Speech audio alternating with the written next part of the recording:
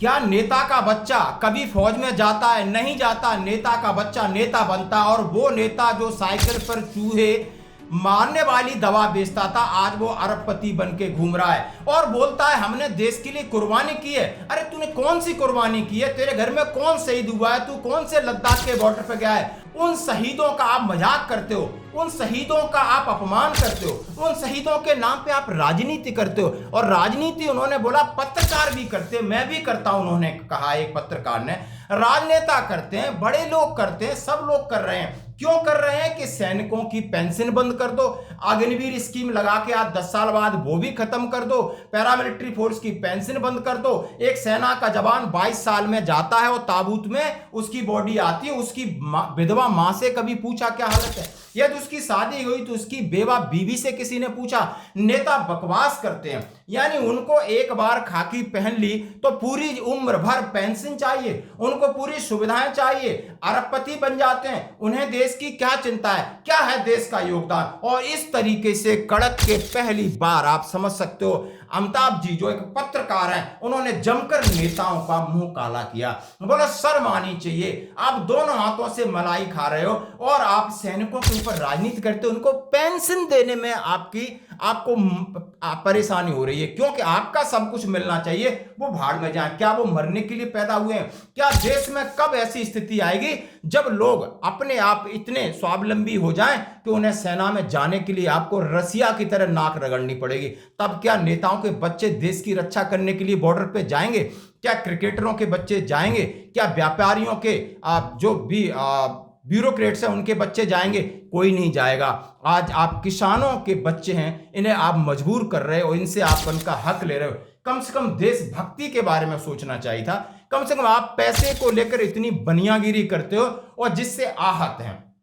और इसी के ऊपर अब राजनीति हो रही हरियाणा में। हरियाणा बिल्कुल जहां पर हर एक सैनिक, आपने देखा होगा भारतीय सेना में जबरदस्त उनकी भूमिका रहती है, कद काठी और बिल्कुल तगड़े रहते हैं। और इन्हीं को लेकर राहुल गांधी जी कह रहे हैं कि पेंशन बंद करने का तरीका है। और ये अडानी को एक डिफेंस, उन्होंने एक प्रोडक्ट जिस तरीके से कंपनी बनाई है उनको फायदा करने का उन्होंने 2 लक्ष्य बोला। जो पैसा आपकी ट्रेनिंग में, पेंशन में, कैंटीन में, कंपेसेशन में बचेगा वो आपको अडानी को दिया जाएगा। ये आप समझ सकते हो LOP, लीडर ऑफ पॉपुलेशन, मतलब विपक्ष के नेता हैं, जो कि राहुल गांधी जी सीधे सीधे अग्निवीर को लेकर सरकार पर सवाल खड़े कर रहे हैं। अग्निवीर, इसका लक्ष्य जानते हो आप? कोई बता सकता है? कोई बता सकता है? इसके 2 लक्ष्य हैं। सबसे पहला लक्ष्य, जो पैसा हमारे जवानों की ट्रेनिंग में जाता था, हमारे जवानों के पेंशन में जाता था, हमारे जवानों के परिवारों को कैंटीन दिलवाने में जाता था, और हमारे जवानों के कॉम्पनसेशन के लिए जब वो शहीद होते थे, कॉम्पनसेशन के लिए जाता था, ये उसको छीनने का तरीका है। आइडिया क्या है? 4 युवाओं को आर्मी में लो, 4 साल बाद 3 को भगा दो, एक को 4 में से 1 को पेंशन मिलेगी, शहीद का दर्जा मिलेगा, कैंटीन मिलेगी, और 3 जवानों को इन्होंने मजदूर बना दिया है। वहां उनकी बहन प्रियंका गांधी भी इसी तरीके के सवाल खड़े कर रही हैं। दोस्तों, पत्रकार महोदय को तो आपने सुन लिया, सेना के कर्नल साहब ने बोला क्या नेता बनने के लिए किसी क्वालिफिकेशन की जरूरत है? जो नेता बनता है तो उसका असली रुतबा क्या रहता है? उस रुतबा रहता है उसके पास तमाम गुंडों की फौज होती है, उसके पास प्रशासन की नकेल होती है, प्रशासन उसके नीचे काम करता है, IAS उसके नीचे काम करते हैं, और वो सिर्फ और सिर्फ राज्य करता है, मजे लेता है। उन्होंने एक सीट का हवाला दिया कि 13 बार चुनाव हुए, बाप और बेटे ही एक विधानसभा सीट पे, फिर बोलते हमने देश के लिए कुर्बानी दिया। I think you need to give any initiative a little bit of time for it to mature and become better. And I think as far as the Agniveer recruitment scheme is concerned, it is at that stage where it is metamorphosing, and I am quite certain, the way we've embraced numerous other initiatives in the past, that the armed forces will be able to make it successful.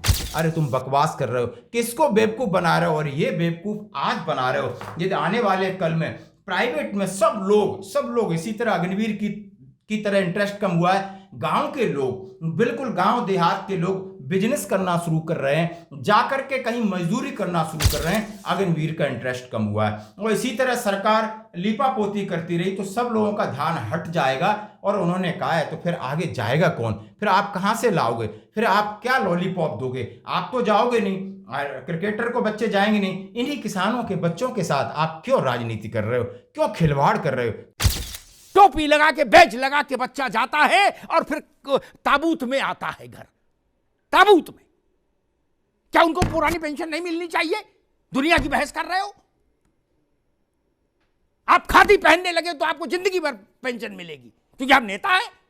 क्या किया आपने देश के लिए? कौन सी कुर्बानी दी? बोले हम चिल्लू पार्क विधायक हैं, बोले जी हम बांसगांव के विधायक हैं, हम नगीना के विधायक हैं। अरे क्या किया आपने देश के लिए? क्या किया बताइए? क्या योगदान है देश में आपका? साइकिल पर चूहा मार दवा बेचने वाले अरबपति हो गए, यही ना योगदान है? Border security force, CISF, Tibet battalion, तमाम हमारे पैरामिलिट्री फोर्स, उनकी विधवाएं हमसे कहती हैं, उनके संगठन हमसे कहते हैं कि अमिताभ जी क्या हमारे बच्चे का बलिदान इस लायक भी नहीं? गुलगुले खा रहे हो और बातें कर रहे हो सब लोग, अच्छे अच्छे कमरों में बैठे हो और ज्ञान दे रहे हो देश को, यूनियन चला रहे हैं सब लोग। उसके साथ कौन सी यूनियन है? एक बार इस पत्रकार के लिए एक लाइक तो बनता है कि खुले प्लेटफॉर्म पे उन्होंने कहा है कि नेशनल मीडिया भी जवानों की दुर्दशा नहीं दिखाना चाहती, जवानों के साथ होने वाले भेदभाव अत्याचार को नहीं दिखाना चाहती, वो भी राजनेताओं की महिमा मंडन में लगी रहती है। और उन्होंने बोला इसमें हम भी शामिल हैं जो कि सैनिकों की अनदेखी कर रहे हैं। ये देश के लिए भारी पड़ेगी। क्या आप इस बात से सहमत हैं? जरूर लाइक करें वीडियो।